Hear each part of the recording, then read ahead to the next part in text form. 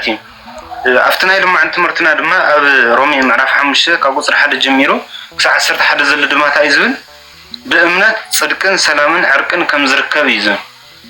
አዛ ሐለፈታ ይናልና ነራ እትና እግዚአብሔር ተስፋ እትና እግዚአብሔር ቅድስና እትና እግዚአብሔር ጸጋ እትና እግዚአብሔር በረከትን ረድኤትን ሓደ ሰብ ናብ ህይወቱ ከውዕል እንድሕር ኮይኑ ናብ ህይወቱ ከዋሃዶ እንድሕር ኮይኑ ብምንታይ በእምነት ይቀበሎ ኢልና ነርና አብርሃም ስለዛአመነ ወላ አብርሃም ጥራሕተ ይኮነሲ ሳራ ሰውይቱን ስለዛአመኑ እቲ እምነት ኃይሊ ከም ዝኾነ ሳራ ጓልቲስ ዓመት ትኖር እምበር ተስፋ ነኸይተቆርጽ ነኸይትደክም አይተወልድን እግዚአብሔር ጸሎትኪ አይሰምዕን እግዚአብሔር ንዓኸ አይቀበለክን እግዚአብሔር ንዓኸ አይምልከተክን ዝብል ተስፋ ነኸይተቆርጽ እቲ እምነት ኣብ ውሽጢ ኮይኑ እንታይ ኮይኑ ዋይልና ነርና ኃይሊ ኮይኑ ዋነሩ ንአብርሃም ውን ከም ዝወልድ ናብ ከነአን ከአቱ ከም ዝኽእል ዝተፈላለዩ በረከት ኣብ ህይወቱ ከብጽሕ ከም ዝኽእል በእምነት ከም ዝተቀበሎ ኣብ ዝሐለፈ ትምህርትና ርኢና ነርና ማለት እዩ ናይ ልማዓንቲ ድማ ሓደ ሰብ ምስ ኣመነ ብድሕሪት ኣይዝረክብ ሓደ ሰብሲ ብእግዚአብሔር ተኣሚኑ ንእግዚአብሔር ተኣዛዝ እንድሕር ኮይኑ እቲ እግዚአብሔር ዝሃቦ ቃል ከም ዝፍጸም አሚን ኢሉ እንድሕር ተቀቢሉ እንታይ ይረክብ ጥቕሙሲ እንታይ እዩ በተለይ ኣብ አዲስ ኪዳን ዘለና ሰባት ሓደ ሰብ በኢየሱስ ክርስቶስ ምስ ኣመነ ናቱ ፍጹም ተኣዛዝን ፍጹም ተኸታሊ ምስ ኮነ ብድሕሪ እንታይ ይጥቀም ወይ ከዓ እንታይ ይረክብ ዝብል ኢና ንረክብ ማለት እዩ ስለዚ አርእስቲ እንታይ ዝብል በእምነት ጽድቂ ሰላም ዕርቂ ከም ዝርከብ ሰለስተ ቃላት እዮም ግን ዓርሱም ዝከኣለ ዓበይቲ ትርጉማት ዘለዎም እዮም መጀመሪያ በእምነት ኢሉ ጽድቂ ኢሉኒ መበልካላይ ሰላም ኢሉኒ ሳልሳይ ድማ ዕርቂ ሓደ ሰብ እንድሕር አሚኑ ፍጹም ተኣዛዝ እንድሕር ኮይኑ ፍጹም ተኸታሊ ክርስቶስ እንድሕር ኮይኑ ካብ እምነት ናይ እምነት ውጽኢታይኒ ሓደ ይጸድቕ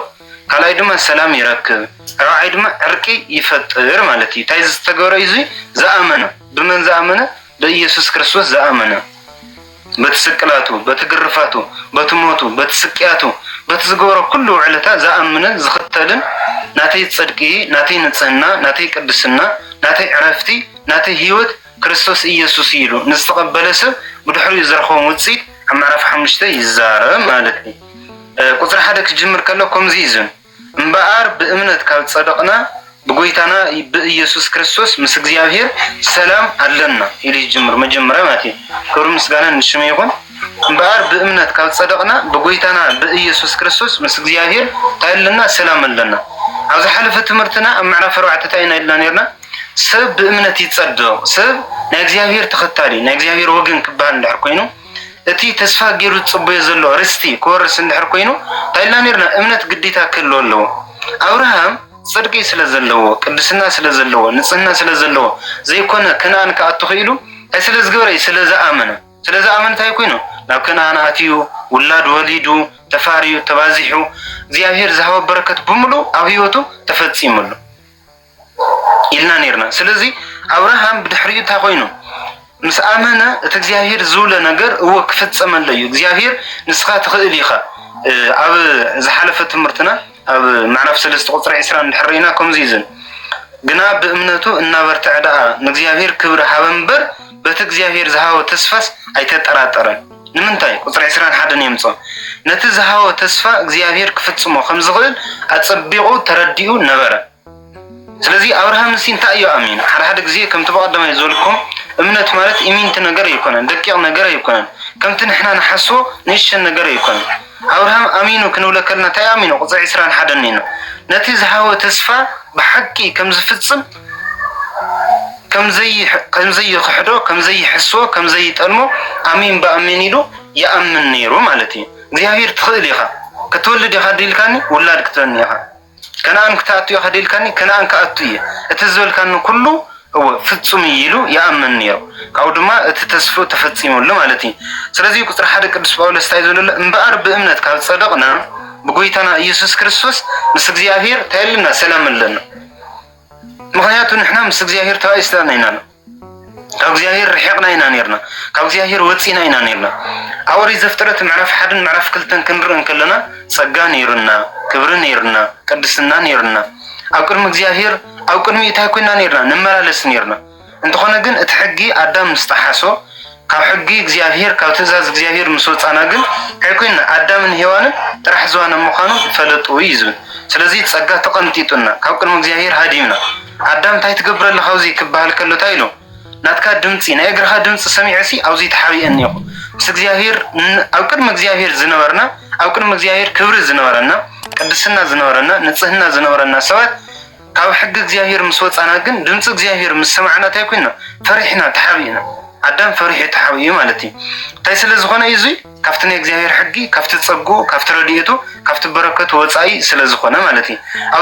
ኣብዚ ግን ብኣንጻር እንታይ እዩ ዝብል ኣሎ ብክርስቶስ ካብ ፀደቕና ብክርስቶስ ፀጋ ካብ ዝተሸፈና ብክርስቶስ ኣብ ልዕሊና ክብሪ ካብ መፅእ ኣብ ልዕሊና ፅድቂ ካብ መፅእ ኣብ ልዕሊና በረከት ካብ መፅእ ኣብ ልዕሊና ረድኤት ካብ መፅእ ምስ እግዚአብሔር ሰላም ኣለና እቲ ፀጋና ምስ ተሓደግና ምስ እግዚአብሔር ተባኢስና ፀጋ ምስ ረኸብና ግን ምስ እግዚአብሔር ተዓረቕና ምክንያቱ ከምቲ ዝበልኩም ኣዳም በቃ ካብ ሕጊ እግዚአብሔር ካብ ትእዛዝ እግዚአብሔር ምስ ወፅእ ተባይሩ ነይሩ ፀጋ እግዚአብሔር እውን ጥራሕ ዝዋን ነይሩ ተቐንጢጡ ነይሩ ማለት እዩ ኣብዚ ግን ብክርስቶስ ስለ ዝቐረብና ግን ክርስቶስ ንዓና እንታይ እዩ ፅድቅና እዩ ክዳንና እዩ ግርማና እዩ መጎስና እዩ ኣክሊልና እዩ ማዕርግና እዩ ክርስቶስ ኩሉ ነገርና እዩ ንሱ ኣብ መልእልተ መስቀል ወፂኡ ጥራሕ ዝዋን ክስቀል ከሎ ንዓይን ንዓኹም እንታይ ዝገብር ነይሩ ክዳንና ይሽፍነና ነይሩ ፀጋ ይሽፍነና ነይሩ ማዕርግና ክብርና ተቐንጢጡ ስለ ዝነበረ ተሓዲግና ስለ ዝነበርና ካባና ርሒቑ ስለ ዝነበረ ንሱ ጥራሕ ዝዋን እናወፅእ ንዓና ይሽፍነና ንሱ ናብ መቃብር ንኣቶ ንዓና ካብ መቃብር የውፅና ንሱ ናብ ሲኦል ንኣቶ ንዓና ናብ ገነት የሻግረና ክብሪ ምስጋና ንሽም ይኹን ስለዚ ፀጋና ተሓዲግና ፀጋና ተቐንጢጥና ፀጋና ርሒቑና እኳ ተነበረ ክርስቶስ ግን እንታይ ኮይና ፀጋ ኮይንና ክብሪ ኮይንና ማዕርግ ኮይንና መጎስ ኮይንና እቲ ኣባ ጆርጅ ዘጋስጫ ኣብቲ ሰዓታት በተለይ ዲያቆናት ዘለኹም ትፈልጥዎ ኢኹም ሰዓታት ደርሰቱ ከምኡ ይዝብል መጎስነ ወክብርነ ቀርነ መድሃኒትነ ውእቱ ኢየሱስ ክርስቶስ መጎስና ክብርና ማዕርግና ፅድቅና ኩሉ ነገርና ሲታ እዩ ክርስቶስ እዩ እወ ነቲ ዝነበረ ኣረጊት ማንነትና ነቲ ርጉም ማንነትና ነቲ ዝተረግምናሉ ነቲ ፀጋ እግዚአብሔር ዝተሓደግናሉ ማንነትና ንዑ ኣወጊዱ ሓድሽ ክብርን ሓድሽ ማዕርግን ዝኾነና ስለዚ ኣብቲ ክንእብስን ክንብድልን ከለና ካብ ገዛ እግዚአብሔር ካብ በረከት እግዚአብሔር ተባሪርና ነርና ኣብዚ ግን ክርስቶስ ማዕርግ ስለ ዝኾነና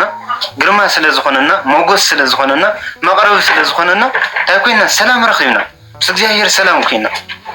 ምስ እግዚአብሔር ዕርቂ ተፈጢሩ ናብ እግዚአብሔር ቅርባን ኮይና ምዃ ዝገርመኩም ክርስቶስ ክስቀል ከሎ ኣይኮነን እኮ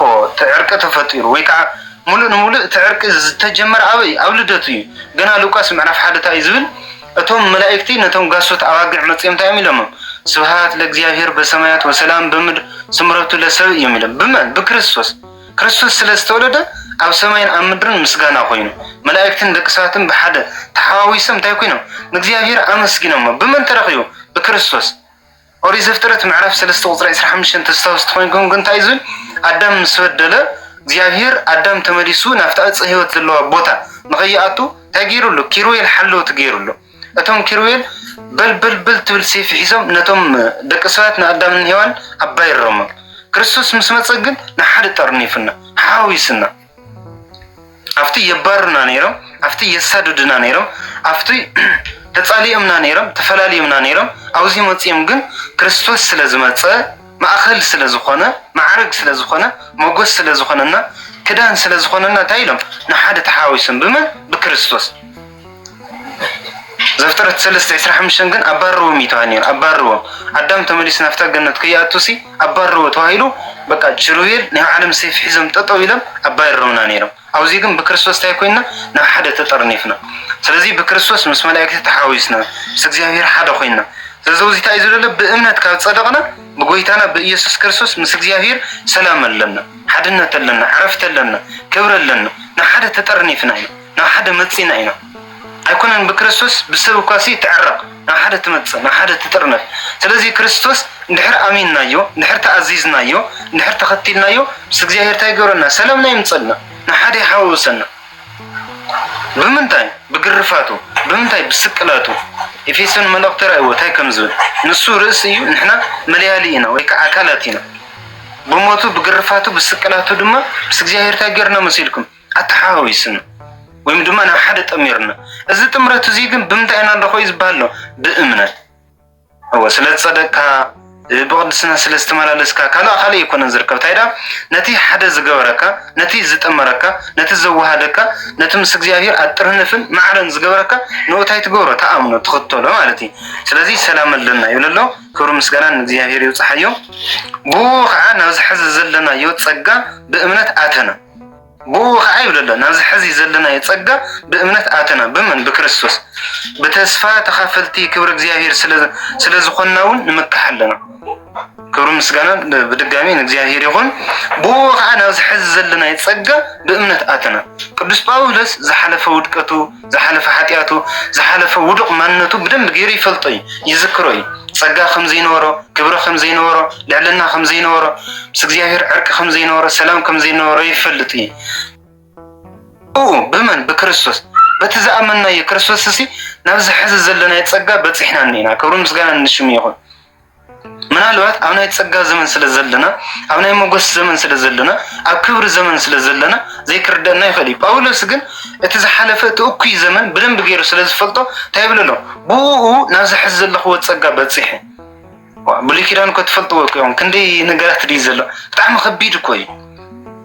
በቃ አነ እንድሕር ብግንባሬ ኃጢአት እንድሕር ሰሪሐ አውዚ ለምጽ ይወፅን አውዚ በቃ ብኩሉ አካላትካ በቃ ተተሐዝ ዝኾነ ኮይ ናይ ጭቆና ዘመን ኮይ ናይ ውድቀት ዘመን ኮይ በጣም ኮይ ይኸቢድ ስለዚህ ክርስቶስ ዝገበረና ነገር ቀሊል ነገር አይኮነ ናይ ጸጋ ዘመን ዘመን እዚ ናይ ጸጋ ናይ ምሕረት ናይ ፈውሲ ናይ ነጻነት ዘመን ናይ ጭቆና ዘመን አይኮነ ናይ ውድቀት ዘመን አይኮነ ናይ ረኽሰት ዘመን አይኮነ ግን ናብዝ ጸጋ እዚ ናብዝ ነጻነት እዚ ናብዝ ዕረፍት እዚ ክንበጽሕ ግን በመን በክርስቶስ ታይተገርና ግንና ናአቱንሕና ተአሚንናዮ ተተአዚዝናዮ ተተኸቲልናዮ ማለት እዩ ስለዚህ ቡኻ ናብዝ ሕዝ ዘለና ይጸጋ በእምነት አተና በመን በክርስቶስ ክርስቶስ ተእቲና ንሕና ከብምታይና ናቱ በእምነት ተአሚንናዮ የእትወና እዩ ከምታ አብርሃም ውላድ ንኸወልድሲ ንስኻ ክትወን ትኽእል ኢኻ ኢሉ ዝኣመኖ ንሕናውን ክርስቶስ ናብ ጸጋ ክንኣቱ ናብ ሰላም ክንኣቱ ናብ ዕረፍቲ ክንኣቱ ናብ ህይወት ክንኣቱ ንስኻ መራሒ ህይወትና ኢኻ ኢልና እንድሕር ኣሚንና እንታይ ይገብረና ይመርሐና ዮሐንስ ወንጌል ምዕራፍ 14 ከም ይዝብል አነ መንገድ ሐቅን ህይወትን እዩ ናብ ናይ ዘለዓለም ብዘይካ በኣይ ይብል ናብ እግዚአብሔር ኣብ ክበጽሕ ዝኽእል ማንም የለን ማንም ብዘይካ በኣይ ናብኡ ክበጽሕ ዝኽእል ማንም የለን ስለዚህ ናፍቲ ጸጋ ናፍቲ ህይወት ንሱ ናፍቲ ክብሩ ንሱ ክትበጽሕ ተኮይንካ ታይሊካ ግዴታ ንሱ የለካ ታይ ስለዝኾነ መንገድ ከይሓዝካ ናፍቲ ትደልዮ ቦታ ምብጻሕ የለን ስለዚህ መንገድ ሐቅን መንገድ ህይወትን ኮይኑ ናፍቲ ትክክለኛ ቦታ ከብጽሕካ ዝኽእል መኒ ክርስቶስ ንስኻ ግን ታይ ትገብር ተተዋሂሉ ተአምኖ ትእዘዞ ትኽተሎ ብዘይካ ንሱ ግን በፍጹም ተአምር ክትበጽሕ ኣይትኽእልን ክትንቀሳቀስ ኣይትኽእልን ታይ ስለዝኾነ መንገድ ስለዝኾነ ማለት እዩ በተስፋ ተኻፈልቲ ክብር እግዚአብሔር ስለዝኾናውን ንምክሐለና አብርሃም ብግብሩ ይኮነን ተመኪሑ አብርሃም በስሩሕ ይኮነን ተመኪሑ አብርሃም በጽድቅ ይኮነን ተመኪሑ ታይዳ በቲ እግዚአብሔር ዝተናገሮ ቃል ተስፋ ማለት አውዚ ክንሪእ ከለና ተስፋ ማለት ታይ ማለት ይመስለኩም ተስፋ ማለት እቲ እግዚአብሔር ዝተናገሮ ነገር አይጠልምን ወይም ድማ በተስፋ ኢና ነበር ክንብል ከለና ታይ ተስፋና እግዚአብሔር ከጽድቀኩም ከቅድሰኩም ናብ ህይወት ከመራሕኩም ናብ ህይወት ከእተወኩም ዝበለና ነገር አሜን ኢልና ስለስተቀበልና አይጠልምን አይተርፍን ንሱ አብርሃም ዘአመነ ነገር ታይ ከናን ከእተወካ ይልዎ አሜን ትኽእል ኢኻ ወላድ ክትወልድ ኢኻ ትኽእል ኢኻ استفلالي نجر كله كله التسفى بأمن تقبله سلزي تسفى مالته وزيتها مالتي بتسفى تخافل تكبر እግዚአብሔር ስለዝኾነ ለዚህ ጳውሎስ አምድርን ሃለወ በተስፋም በእምነትን እቲ ካብ እግዚአብሔር ዝወሃብ ክብሪ ከም ዝቀበልን ከም ዝወሃውን ርግጠኛ ነው ስለዝኾነ ካልኣይ ጢሞቴዎስ ምዕራፍ 5 ኹድ ከለታይ ዝብል እወ አነ እምነተይ ሓሊ ጎየ ተስተዋን መልእክት በሙሉ ፈጺመ ካውታይ ተርፈን ደጊም በቃ አክሊል ብቻ ይተርፈን ሽልማት ብቻ ይተርፈን እዚ ድማ ናይ ጥራሕቲ ይኮነስ ነቶም ከማይ ዝበሉ ናይ ኢየሱስ ክርስቶስ ምጽአት በተስፋ ዝጽበዩ ስለዚህ ጳውሎስ በተስፋ ይጽበን ይሩ እቲ ተስፋ ግን ታይ ህይወት ዘለዎ ተስፋ እግዚአብሔር አይጠልምን እግዚአብሔር አይሐድግን እግዚአብሔር እቲ ዝበለነ ነገር ሐቂ ይሉ በተስፋ ይጸንዕን ይሩ ስለዚህ አውዚ ድማ ታይ ዝብለናሎ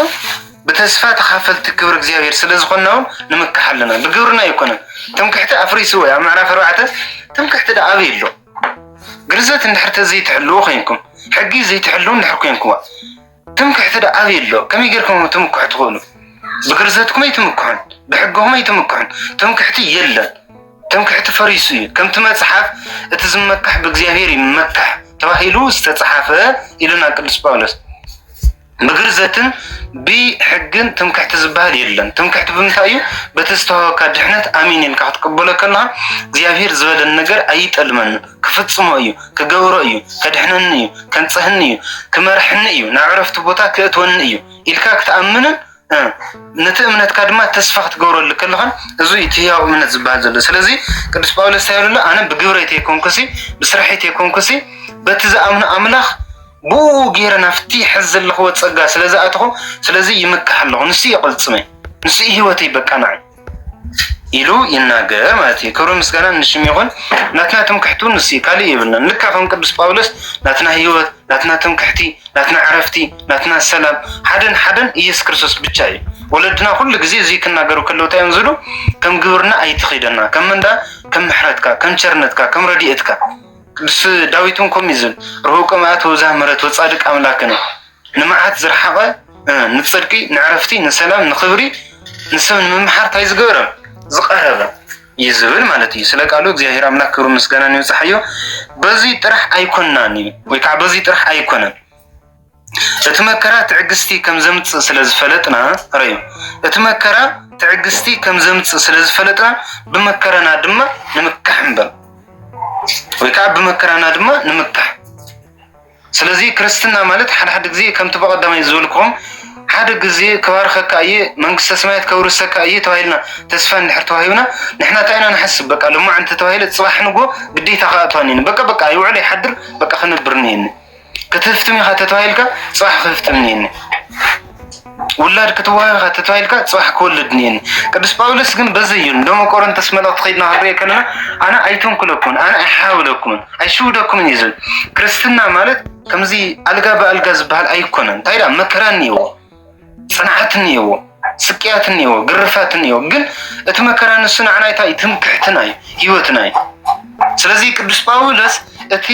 ክጸድቅን ክቅደስን ክነጽህኒ ለስራሕ ስራሕ ዘይኮነ ዘምኩሕ ለዚ ምንተ ክርስቶስ ዝቀበለ መከራ ኩሉ ከምታ ቆጽረለ ከም ትምክሕቲ ታይ ስለዝኾነ በእንተ ክርስቶስ ስለዝኾነ ስለ ክርስቶስ ኢሉ ስለዝኾነ እቲ መከራ ንሱ ምን እዩ እቲ ክርስቶስ ዝተቀበለ መከራ እዩ እቲ ክርስቶስ ናብ ክርስቶስ ዝመጸ መከራ እዩ ስለዚህ ኣብዚ ታይ ዝብልሎ ብኡ ጥራሕቲ ይኮናሲ እታ ትዕግስቲ እታ መከራ ትዕግስቲ ተምጽያ ሰባት ክቀትሉና ክገርፉና ዝተፈላለዩ ነገር ገውሩና እንከለው እዚ መከራ እዚ ትዕግስቲ ዘምጽ ሕፍረት ይኮነን ዘምጽ ውርደት ይኮነን ዘምጽ ኣብ ሮሚ ምዕራፍ 8 ቁጥሪ 30 ጀሚርና ዘለ ድማ ብሰፍሓት ክንረኸው ኢና ታይ ዝብል ኣብ ክርስቶስ ፍቅሪ ምን ክፈልየኒ ይኽእል መከራ ጥሜት ጻምዕ መኮንናት ነገስታት ኃይልታት የለ ካብ ክርስቶስ ፍቅሪ ማንም ይፈልየኒ ይዝብል ስለዚህ ታይ ስለዝኾነ እቲ ናይ ክርስቶስ መከራ ትምክሕቲ ስለዝኾነ ህይወት ስለዝኾነ ዕረፍቲ ስለዝኾነ ክብሪ ስለዝኾነ ስለዚህ ኣብዚ ታይ ዝብለሎ በዚ ጥራሕ ይኮነን ንሕና ስለዝኣመናዮ ስለዝተኸተልናዮ ደቂ ክርስቶስ ውላዳት ክርስቶስ ስለዝተባልና ብቻ ይኮነን ታይዳ ደቂ ክርስቶስ ክንባህል ከለና መከራ እንየናይ ግርፋት እንየናይ ስቅያት እንየናይ ብዙሕ ሰብ ኣብ ልዕሊና ክወርድናይ እንተኾነ ግን ንዑ ኢልና ንቕበሎ መከራ ስለዝኾነ ግን ንሱ ንዓናታ ትዕግስትና ህይወትና ሰላምና ትምክሕትና ህይወት ዘምጸልና ዕረፍቲ መን እዩ ህይወት ዘምጸልና መከራ እናበለ ይዛረብ ማለት እዩ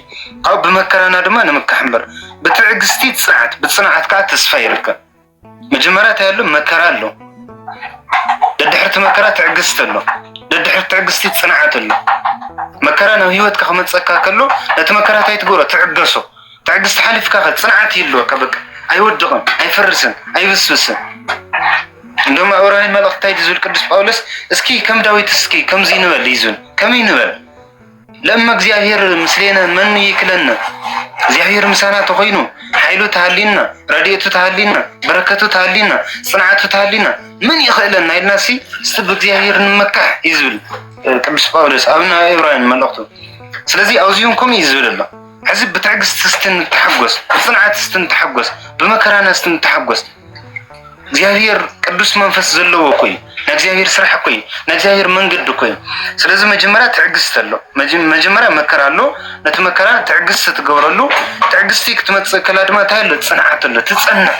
መከራ ይመፀካ ነቲ መከራ ትዕግስቲ ትውስኸሉ ብትዕግስቲ ትንቀሳቀሶ ብትዕግስቲ ትመርሖ ነታ ትዕግስቲ ድማ እንታይ ትውስኸላ ማለት እዩ ጽንዓት ትውስኸሉ ተዘይኮነ ስደት ብዝመፀ ፈተና ብዝመፀ ምህዳም ንምጉያይን ኣይኮነን እዩ ዝብለሎ እታ ተስፋ ድማ ኣይተሕፍርን እያ ብጽንዓት መጨረሻ እንታይ ዝመፅእ ተስፋ እዩ ዝመፅእ ስለ ክርስቶስ ኢልካ ተሰቂልካ ተገሪፍካ ተሓሪድካ ብዙሕ ነገር ምስ መፀኻ ምስ ኮንካ መጨረሻ እንታይ ነትካ ሓንቲ ተስፋ ነትካ ንሳ ድማ እንታይ ትምፃእ መንግስትካ እያ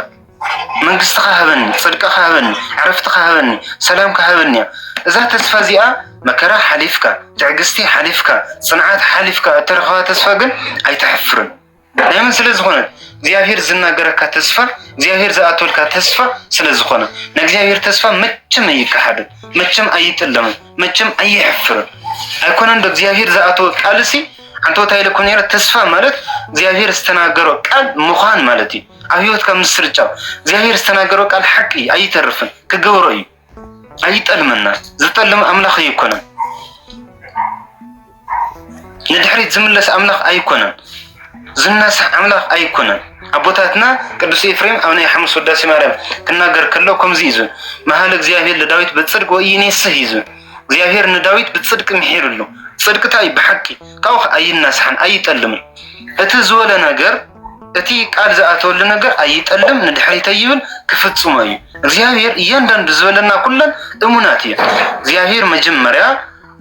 እቲ ክናገረና ዝደልየ ነገር ይዛረበና እቲ ዝተዛረበና ድማ ጽኑዕ እዩ ኣይከሓድን ስለዚ እዚ ታይ ዝብለሎ መከራ ኣለና ነታ መከራ ድማ ትዕግስቲ ኣተምጽእ እታ ትዕግስቲ ድማ ጽንዓት ኣለዋ ካብ ጽንዓት ሓሊፍካ መጨረሻ ተስፋ ኣሎ ተስፋና ግን ኣይሕፍርን ብመን ስለ ዝኾነ ብኢየሱስ ክርስቶስ ስለ ዝኾነ መንገድን ጽድቅን ሓቅን ይኽብለና ከሎ ከምቶም ኣቡሊ ኪዳን ዝነበሩ ሊቃነ ካህናት መንገድ ጽድቅን ሓቅን እናበሉ ኣይወድቕናን ከምኦም ኣብ መንገዲ ገዲፍና ኣይኸድን እንታይ ዳ ክመርሕና እዩ ከጽድቐና እዩ ክቅድሰና እዩ እቲ ዝወለ ቃል ሓቂ ኢሉ ይናርቲ እታ ተስፋ ድማ ኣይተሕፍርን በቲ ዝተዋሃበና መንፈስ ቅዱስ ፍቅሪ ልብና መሊኡ እዩ ስለዚ እታ ተስፋ ሲታ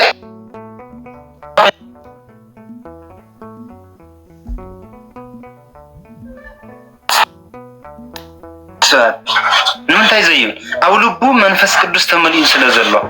ኣብ ልብና ዘሎ መንፈስ ቅዱስ ተስፋ ዝቆርጽ ኣይኮነን ዘውድቕ ኣይኮነን ዘጥፍእ ኣይኮነን ንድሕሪት ዝመልስ ኣይኮነን ኣብ ልብና ዘሎ መንፈስ ቅዱስ ጽንዓት እዩ ጸጋ እዩ በረከት እዩ ኣይኮነን እንደ ክጠልመና ኣይኮነን እንደ ተስፋ ከቆርጸና ኣይኮነን እንደ ንድሕሪት ክጥለምሲ ኩሉ ግዜ ኣብ ልብና ኮይኑ እንታይ ዝብለና ደቀይ እግዚአብሔር ተመለሱ ንእግዚአብሔር ኢድ እኮ ዝርግሕት እያ ይዝብለና ትዝክሩ ዶ ኣብ ኦሪት ዘፍጥረት ምዕራፍ 8 ታይ ዝኒ ታሪክሲ ኖህ ካብቲ መርከብ ክወፅእ ከሎ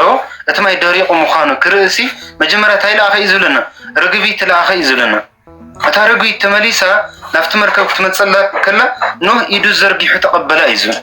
ግን እታ ርግቢት ግን እንታይ ኮይና ነይራ መሲልኩም ወሃጣት ሃወ ተዓርፍ እግሪሃ እዩ ዝብል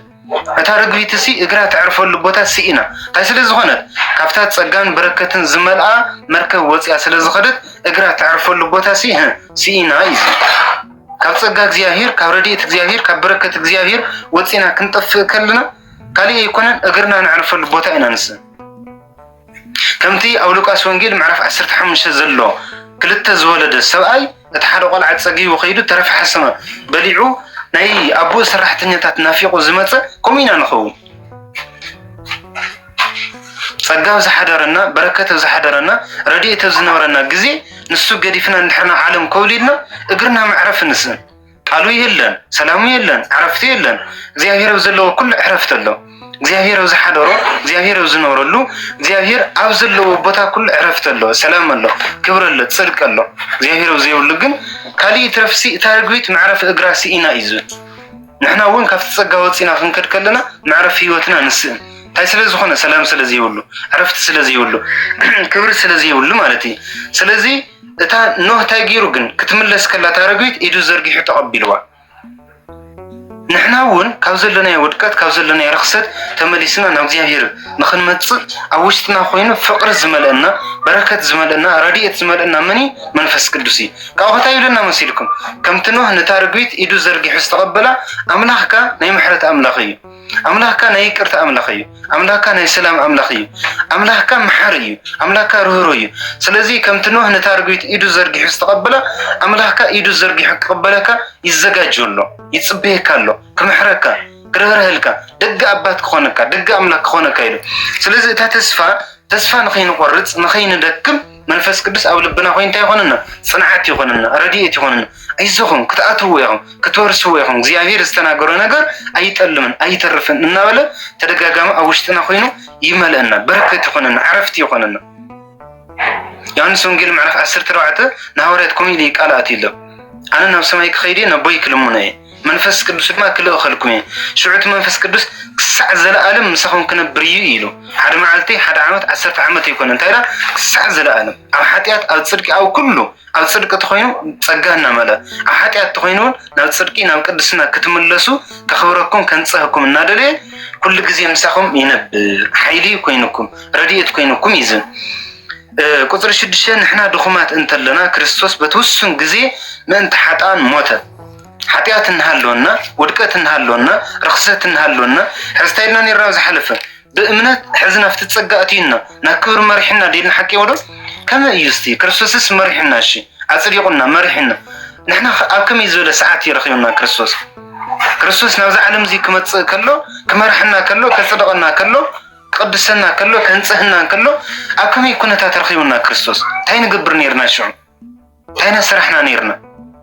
بتوسن جزي تايم كموتلو كجرفلو كساق يليلو نوزع عالم زي حسي وزمت صعلتي كريستوس كولدة تجميرو كساق عرقت زل بمولو ناي كريستوس وسن جزي مالك توسينو للصنحة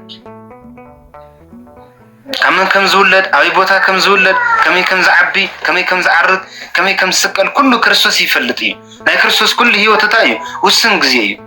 ما هيتسن مريتسو استولد كريستوس بتشاي كاو قدس تنقل مالا كالي من نمسقاز لبسه ما هيتسن وليدو تايبال مريتسو زولد يلا عد مريتسو استولد كريستوس بتشاي مسكال مريتسو استسقل كريستوس بتشاي عرقت مريتسو زعرق كريستوس بتشاي سلازي زي سلازخونه تايلو لوسن غزي بتستوسن الغزي كولدلو كعبيلو كسقللو كغرفلو كعرقلو استوسن الغزي حتان هلنا ودقات هلنا طفاءات هلنا رحوقات هلنا نسجن كندانا موته نزيهم كو يتصقاز بهالله بدن بيردنا تالسي بتصقاينا تقبلنا يو بامنتنا دحنا بتصقاينا دحنا كبهال كلسي نحنا سي اي غبنا نيرو حتانينا نيرنا ودقاتنا نيرنا نفت تصقا نسو نفت كبر نسو نفت العلنا نسو مخناتوسي منم مأتهم مخنيات اي نبرنا ودقاتنا نيرنا حتياتنا تاتنا نيرنا تخونا جن برهرايو بدقنتو بتصقاو تاجرنا سحيونا مريحنا دقابات سلازخنا روح سلازخنا حتان هلنا ودقاتنا هلنا طفاتنا هلنا سزيكم يزن كند صادق زموتو كا زركب اي مسلن كند حيواي سبقنا كموت زدفر من الباش اي ما تسانن يخون يزو لفت تغرنا اب غزو كنريا كلنا تايو المسيلكم غز كند حط يزن تا زحشت قنقاون بتاغز يممصي مانيوزيا تايتو المسيلكم سي كند حط زموتو كا زركب اي مسلن كند حيواي سبقنا كموت زدفر من الباش اي ما تسانن يخون زولي تزحشه كافتنا يجري قنقا قرو زله تاني جز قنقا نياوزي تايزول او تغرينا كند صادق سلازولت كند حط زولكم لهم بتجز مسارات ماتي سلازي كند حطياتنيا زموت سي يلان كند حطياتنيا زغرف من الباش يزولل من الباش كند فتاويو كند صبق زغورلو كند زرحرحلو كند زحجزل سب من الباش كموت كغرفسي من الباش ينسون كند حط زموت غن يلان كند صلاي زموت يلان كند زتألمو كند حقو زتحسن كند تزاز زتحسن كندي اي فتوى كند زولو كاو غزو كند زوصا كاو غزو كند زهادم كموت زخيل سب غن يلان يزولو مغنياتو تاي سد زولو قطر شدشه نحنا حتان نهلنا كند حتان مويتو صلاتو نهلنا كندانا مويتو سلازولا قطر شوعه دما تايولنا كند صادق كموت زخيل كند قدس كموت زخيل من البا ቅዱስ ጻድቅ ማለት እዚ ክንዲ ዝገበረሉ ክንዲ ጽቡቕ ውዕለታ ዝወዓለሉ ምናልባት እዩ ክንዲ ሓጢአተኛ ክንዲ ጥፉእ ክንዲ መከራ ዝወረደሉ ክቐተል መን እዩ ክግረፍ ዝኽእል ግን የለን ክርስቶስ ግን ክንዲ ጻድቃን ኣይኮነን ሞይቱ ክንዲ ጻድቃን ኣይኮነን ተገሪፉ ክንዲ ጻድቃን ኣይኮነን ተሰቒሉ ክንዲ መላ ክንዲ ሓጢአተኛ ቤዛ ሓጢአተኛ ኮይኑ ክንዲ ማለት እዚ ቤዛ ማለት እዩ መተካእታ ማለት እዩ ስለዚ ሓጣን እናሃለና ውድቃት እናሃለና ጥፋት እናሃለና ክንዲ ጸላእቱ ኢሉ ታይ ኮይኑ ተሰቒሉ ተገሪፉ ሞይቱ ዝብል ሓሳብ የብራረ ማለት እዩ ግና ንሕና ገና ሓጣን እንተለና ክርስቶስ ምእንታና ሞይቱ እዩ እሞ እግዚአብሔር እታና ዘሎ ተፍቕሪ በዚ የረአ ኣሎ እግዚአብሔር ርሕሩሕ ይደልናዮ እግዚአብሔር ደጋ አባት ይደልናዮ እግዚአብሔር ሰላማዊ ይደልናዮ ፍቅሩ ብምንታይ ይግለጽ እንደሞ ቀዳማይ ዮሐንስ መልእኽቲ ምዕራፍ 4 ከይድና ክንሪኦ ከለና ይገርም ካብ ቁጽር 7 ክሳብ 21 ዘሎ እንድሕሪናዮ ፍቅር ማለት እዚ እዩ ይዝብል ኣብ ቀዳማይ ዮሐንስ ምዕራፍ 4 ፍቅር ማለት እዚ እዩ ንሕና ስለ ዘፍቀርናዮ ዘይኮነሲ ስለ ዘፍቀረና ርሕሩሕ ስለ ዝኾነ ሕያዋይ ስለ ዝኾነ ክንዳና ኢሉ ታይ ኮይኑ ሞይቱ አውሮሚ በተለይ ክልተ ዓበይቲ ቃላት ስለ ናይ እግዚአብሔር ፍቅሪ ይነግረና ኣሎ ኣብዚ ሓለፈት ኢልና ነርና ኣተንስኻ ዕድሜኻ ዝውስኽ ዘሎ ካብቲ ሓደ ሓውካ ካብቲ ሓንቲ ሓፍትኻ ንሱ ኣብ 30 ዓመት ሞይቱ ንስኻ 35 ዝገበርካ ጽድቂ ስለ ዘለካ ይኮነ ኣብ ቅድሚ እግዚአብሔር ጽቡቕ ዋጋ ስለ ዘለካ ይኮነ ጽቡቕ ክብሪ ስለ ዘለካ ይኮነ እንታይ ዳ ሓጢአትካ መርገምካ ውድቀትካ እግዚአብሔር ብመለኮታዊ ትዕግስቱ ይቕረይሉ ናብ ንስሓ ክጽውዓካ ስለ ዝደሊ ብቻ እዩ ካብ ሓውካ ስለ ትበልጽ ካብ ሓውካ ስለ ትጸድቕ ካብ ሓውካ ስለ ትኸብር ኣይኮንካን ዕድመ ተወሲኹካ ኣይኮነን ዕድመ ተዋሂብካ ታይዳ እግዚአብሔር ብምሕረቱ ብመለኮታዊ ትዕግስቱ ይቕረይሉ ናብ ንስሓ ክጽውዓካ ስለ ዝደሊ ብቻ ስለዚ ኣብዚኡ እንታይ ዝደሎ እግዚአብሔር ይቕረ ዝበለና እግዚአብሔር ዘፍቀረና እግዚአብሔር ዝቐረበና እግዚአብሔር ኢየሱስ ክርስቶስ ተሰቐለልና ዝተገረፈልና ስለ ዘፍቀርናዮ ስለ ዝተኸተልናዮ ስለ ዝተኣዘዝናዮ ኣይኮነን ታይዳ ስለ ዘፍቀረና ስለ ዝፈተወና ከድሕነና ከኸብረና ስለ ዝደለየ ዝተለመደ መዝሙር ኣሎ ታይናልና ኢና ንዝምር ፍቅሪ ሰሓወ ለወልድ ወአውጽሖ እስከ ለሞት ንወልድ ንእግዚአብሔር ወልድ ፍቅሪ ሰሓወ ክሳብ ምንታይ ድማ ውፅሖ ክሳብ ሞት ተውፅሒዎ ዘፍቀርናዮ ሰብሲ ክሳብ ምንታይ ኢና ንወፅሐሉ ክሳብ ክንደይ ቦታ ኸይና ንኸደሉ ክርስቶስ ግን ስለ ዘፍቀረና ህይወቱ በጃ ኮይኑ ተተካእ ኮይኑ ንኽበልና ክሳብ መስቀል ሞት ድረስ እውን በፂሒልና እንታይ ስለ ዝኾነ ስለ ዘፍቀረና እንታይ ንሃለና ሓጣት ንሃለና ውዱቃት ንሃለና ጥፉኣን ንሃለና ስለዚ ኣብዚ ታይሉ ለኣባና ዘሎ ተፍቅረሲ ገሊጹ ፍቅር ማለት እዚ እዩ ሓጥእ ንሃለኻ ጥፉእ ንሃለኻ ውዱቕ ንሃለኻ ብመለኮታዊ ትዕግስቱ ይቕረይሉ ንሕቑፉ ክምልሰና ከሎ ክጠምረና ከሎ ናብቲ ህይወት ዕረፍቲ ክብሪ ንረኽበሉ ቦታ ክእትወና ክምልሰና ከሎ እንታይ ተባሂሉ እዚ ፍቅሪ ይበሃል بدن بقنا نستوعب سلزة فكرنا يكون نفكرنا تايدا سلزة فكرنا أفكرنا سلزة أزدزنا يكون تساقي تجري في مويتو تايدا سلزة فكرنا يقرأ كلنا سلزة دلي سلزة إزوي زللا مبار حزيب بدم صدقنا كاو كنا كفتي قطعوا دا بو كندي بزولة زين دحن ስለዚህ نحنا بدهم تصدقنا كاو كنا بدهم كاو تقدسنا بدهم كاو نصحنا بدهم ቅዱሳት كاو كنا نصحنا كم مصنا كافتي قطع كافت زناره قطع كافت زناره موت كافت زناره مقصفتي بودا تخوينا زين دحن هو مبار حزي بدهم تصدقنا كاو كنا كافتي قطعوا دا بو كندي زولص زين دحن كندحنينا كاو فكرنا كاو ترهرلنا كندانا كاو موته كندانا كاو تغرفه كندانا كاو تسقله قدم يلتانير قطعنير معرف 3 قصر 25 اوري زفترت قطعنير لكم مخنياتو زيابير تاغيرنير نكويل ادم تمريسو ناو جنت كياتمو اصيوت كيولع اباررو يلو سيف الزجاجينير تقطعنا نيرو ابايرنا نيرو كاو تفلينا نيرنا كاو رحقنا نيرنا حزق انت يزولنا بدم يسوع كريستوس عرق تفطيرو انتو تايلنا نيرنا وصر حدا بقار بامنت كاو صدقنا بقويتا يسوع كريستوس مس እግዚአብሔር سلام لنا نحنا نأمن لنا نأمن تايو دم كريستوسي تاي مخاني لنا هيوتي لنا عرفتي لنا كبري لنا ابوتاتنا عندهم يسوع كريستوس مسم لزيتسيو ኢየሱስ ክርስቶስ ህብስቴዎት ለዘይበሎ ኢየሱስ ክርስቶስ ንዝወልዖ ጥዑም መስተ እዩ ጥዑም መብልዕ እዩ ንሰትዮ ጥዑም መስተ እዩ تعانت مستا نايزر ألم مستا نايزر ألم مبلع زي حسر زي ودق هو أنت سامرة تسويت خزاروا كلكم يلوا تمسا خزلو قن خزلو من مخان تتفلتين يركي نايزر ألم هيوت نايزر ألم مستا كتلمني يركي ويت مقلل ويت حسكي اني اخنقر عمد ليك النيرويلو يزاره مالتي سلازي حزبكم يزول زلو كندي دا زين دحن كندحنينا نحنا تصلاتون تلنا مس እግዚአብሔር بموت ودو تعارقنا يبل تعارقنا وني كاو تعارقنا دا بهيوت ودو كندي بزولص زين دحن حستايديم زحسو من الوقت حد غزي زحسب زيا بخمي كمردانو علي ايفلطن حز كريستوس اصديقنا ايو كندانا تسقيلي كندانا مويتو يو كندانا تغريفو يو كندانا كم زخيني ايو نالنا نحلفتنيت نناغرينا من الوقت اوزي زين استوعل نغر قالو اذا زحسو غن كندانا تغريفو تسقيلو مويتو بيزا تتكاي كاو كنا حزخ او هيوتنا زلو تقدسنت نحنا بكريستوس هيوتنا كم صدقنا كمي نقصل كم زلنا كريستوس نحنا سلازدحنا او وشتنا كمي سلام كم زلنا كمي عرفت كم زلنا كمي كبر كم زلنا جن نفلطو نوهدو نحسودينا انا يفلط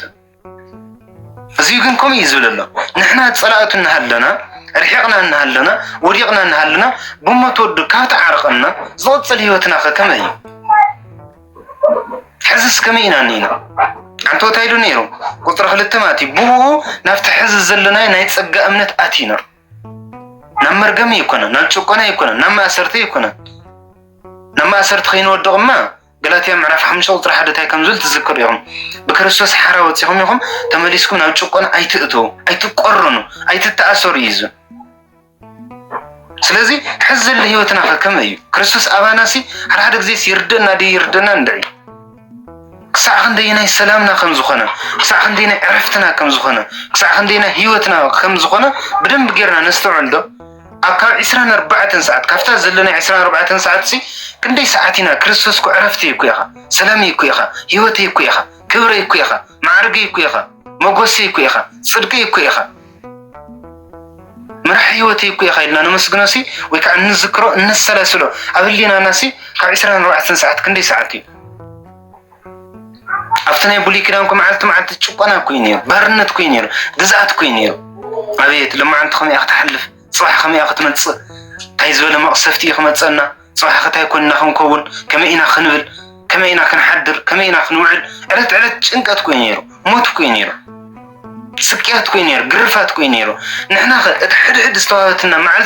معلت دحنت مخانا نذكر دو بدن بغيرنا نوهد لنا اتنا كريستوس تعامسي اوشتنا كمين نوهدوا لنا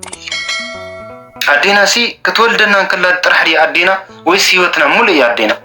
اتزلوا دغنت اترهرايا اتطعمه اتفقره حنت معلت ديا تستوس الناس ويس كل معلت ابيوتنا مولو كمي ناي كريستوس فقر خسي ابيوتنا كمي زردنا طرح على 27 كون كله بقى لما انت مدهاني عالم تاي تغيرو تسقيلو موي تتغريفو لما انت سلاسي تاي تغير سلاسي مستير سلاسي تاي هون حد يكون سلستي يكون إلنا لعلم نقول حكينا تقدس باولس زولا يتردنا ما تي بخلي بحالا وزي تايزول لك قدس باولس تايزول له علت عرفتيس ناتناسي عرفتناي ناتناسي كبرناي ناوشتنا طعمي ناوشتنا كبري ناوشتنا سلامي كل غزي موغسناي كبرناي معرقناي صلالناي كافت قط عزد حنناي كبر مسغانان نشم يكون سلستا يزلو زي بما تود كافت عرقنا بيو توددا كندي بزولص زين دحن بما تود كافت عرقنا سلام كاو كنا نو እግዚአብሔር كاو تطرنفنا بدحريو ما تود ختا يكونو بيو تقصيلو اتي هيو تود خنا انا كم يزصحنا نردودا مويتنا تغريفنا طرحدينا نبل سقلتنا تنسئ تحيزنا تزيكيدنا وا منالبات كبيدي عروس سقلت بتشا ترينا ويم دما سنبت تنسى بتشا ترينا ندحر كوينا اي تردنا نغير السغاوي كلتين اتحيس كان عروس سقلتن سنبت تنسى عروس سقلت تغريف لي مويت لي تساقي لي تشنكير لي مقابر اتي لي كتلكلها ددحري اكتتل بيلكا تحزان كتشبطان زغبك تنسى تاهتل تنسى اتزموته اتستغرفه اتستسقله اتستشنكره تسيو تاكوين برهان كويني عرفت كوينن سلام كوينن فاسيكانا كريستوس تحريدو ايو ገንሸልና ክርስቶስ ተሓሪዱ እዩ ይዝብል ቅዱስ ጳውሎስ ኣብ ቀዳማይ ቆሮንቶስ መልእኽቱ ተተሓሪዱ ብድሕሪ ኸታይ ዕረፍቲ እዩ ኣውደ ዓመት በጊዕ እንድሕር ተሓሪዱ ኣብቲ ምሕራድ ጥራሕ ይኮነን ሓጎስካ ታይዳ ክትበልዖ ከለኻ ምስ በልዕኻዮ ኣብኡ ዘሎ ተሓጎስ ተዋና ሕዚ ክርስቶስ ተሰቂሉ ሞይቱ ተገሪፉ ዘይኮንካ ጥራሕ ትብልሲ ድሕሪ ሞት እንታይ ኣሎ ሰላም ኣሎ ዕረፍቲ ኣሎ ሂወት ኣሎ ቀጻልነት ኣሎ ተስፋ እኒአና እታ ተስፋ ንሳኸታ ተሕፍር ተስፋ ይኮነት እንታይ ዳ ሂወት ዘለዋ ቀጻልነት ዘለዋ ተስፋ እያ ይዝብል ማለት እዩ እወ ቁጥሪ 11 እዙይ ጥራሕ ግና ኣይኮነን ቅዱስ ጳውሎስ ባይዘወይ ተዘለዎ ምስጋና ተዘለዎ ቃላት ብደንቢ ክነስተውዕሎ ዝግበአና እዙይ ጥራሕ ኣይኮነን እዩ እንታይ ዳ በቲ ብኡ ዕርቂ ዝረኸብና ብጎይታና በኢየሱስ ክርስቶስ ጌርና በእግዚአብሔር ንመካሕ ኣለና መጀመሪያ ታይ ልጀሚር ነይሩ ቁጥሪ 2 በመከራና በክርስቶስ ንመካሕ ኣለና ሌሉ ጀሚሩ ክውድእ ከለኻ ታይ ይሁን ዕርቂ ዝረኸብናሉ ክርስቶስ እዩ ሰላም ዝረኸብናሉ ክርስቶስ እዩ ዕረፍቲ ዝረኸብናሉ ክርስቶስ እዩ ትምክሕትና ክርስቶስ እዩ ቀልጽምና ክርስቶስ እዩ ኩሉ ነገርና ክርስቶስ እዩ ቅዱስ ጳውሎስ ታይሉ ህይወት የሰ ህልቀ ወበህይወተ ክርስቶስ አለኩ ይዙ ናቲ ህይወት ሃሊቃ እያ ናቲ ህይወት ተወዲኣ እያ ናቲ ማዕርግ ናቲ ክብሪ ናቲ ተወዲ ተሪፊ ወበህይወተ ክርስቶስ አለኩ ሕዝ ዘለኹ ብመን እዩ ብናይ ክርስቶስ ህይወት እዩ ብስሩ ብደንብ ገይሩ ይርደና ለደይ ሕዋተይ ግን ድዒ በቃ አውሽጥና ሲከነሰላስሎ ይዝግበና ከምዚ ምግቢ ሓደ ግዜ ጥዑም ምግቢ በሊዕና ብድሕሪ አውሽጥና በቃ ሰላሃውና አለ ጥዑም ምግቢ ጽቡቕ ሙግሳዕ ናጎሳዕና ነብር ክርስቶስ አውሽጥና ጽቡቕ መዓዛ ኮይኑ እናጎሳዕና ይክነብር ይዘለና እትርህራዩ እትደግነቱ እትዕረፍቱ እትክብሩ መዓልቲ ክራየና ዝግቦ ሰዓት ሰከንድ እዩ ክራየና ክንገረና ኣብ ህይወትና ክነሰላስሎ ዝግባእ ስለዚህ ጥቅልል ብዘለው ዚታ ይዘለሎ በክርስቶስ በምእማንና በክርስቶስ በመኸታልና ተአዘዝት በመዃንና ሓደ ታይኔና ጽድቀለና ጻድቃን ተሃይልና ተጸውዕና በመን በክርስቶስ ክብር ምስጋና ንሽም ይሆን ካው ጻድቃን ብቻ ይኮነን ሰላማውያን ኢና ዕረፍተለና ሓድነት ሞጽዩ ምስ እግዚአብሔር በሓደ ኢና እግዚአብሔር ምሳና እዩ ክርስቶስ ውሽጥና እዩ ክርስቶስ ዕረፍትና እዩ ክርስቶስ ህይወትና እዩ ንሱ ጥራሕ ይኮነን ካው ኸታይለና ዕርቀለና ታይና ኣለና እዩ ሓጣን ውድቃት ጥፋኣት ኣለና ክርስቶስ ብስ ክርስቶስ ተገበረ ድሕነት ግን ታይ ረኺብና ዕርቀ ረኺብና ሰላም ረኺብና እወ ኣብ መወዳእታ ግን ትምህርተይ ከጠቃልል ከለኹ ክብለኩም ዝደሊ ግን ክርስቶስ ከም ዝተሰቀለሉ ክርስቶስ ከም ዝተገረፈሉ ክርስቶስ መድሓኒትን ህይወትን ከም ዝኾነ ዘይፈልጥ ሰብ የለን ምናልባት ተውዚኒ ሰብ መን ድሒኑካ መን ተሰቂሉልካ ተዝባሃል ኩሉ መድሃኒ ዓለም ይዝብል እቲ ከም ጥያቄ ገይረ ኸልዕሎ ዝደሊ ግን መድሓኒትካ ምዃኑ ክሳዕ ክንደይ ግዜ ኣብ ውሽጥኻ ትዝክሮ ክሳዕ ክንደይ ኢኻ ኣብ ውሽጥኻ ተስታውሶ 24 ሰዓት ሲ ካብቲ ጥዑም ምግቢ ትበልዖ ካብቲ ጥዑም መስተ ትሰትዮ ሲ ክርስቶስ ካብ 24 ሰዓትስ ክንደይ ግዜ ትዝክሮ ኣብ ውሽጥኻስ ክንደይ ግዜ ትመላለሶ ዝብል እዩ ስለዚ ምዕራፍ 4 ታይና ርኢና ነርና እቲ እግዚአብሔር ዝበካ በረከት እቲ እግዚአብሔር ዝበካ ጸጋ ናብ ህይወትካ ከተዋህዶ ተኮይንካ ብምንታይ ተዋህዶ ብእምነት ዝብሊና ርኢና ነርና ምዕራፍ 5 ድማ ናምታይና ኣቲና ነና ሕዚ ምስ ኣመንካዩ ተኸታሊ ምስ ኮንከ ታይ ትረክብማ ጽድቅ ትረክብ ሰላም ትረክብ ዕረፍቲ ትረክብ ህይወት ትረክብ ናይ እግዚአብሔር ሰብ ናይ እግዚአብሔር ወገን ናይ እግዚአብሔር ተኣዛዚ ትበሃል ይዝብለሎ ዝማረና እግዚአብሔር ክብር ምስጋና ይጽሕዮ ወስብሐት ለእግዚአብሔር እግዚአብሔር ኣምላኽና ጸጋኻ ረድኤትካ በረከትካ ኣብ ኩልካ መጀመርያ ክሳዕ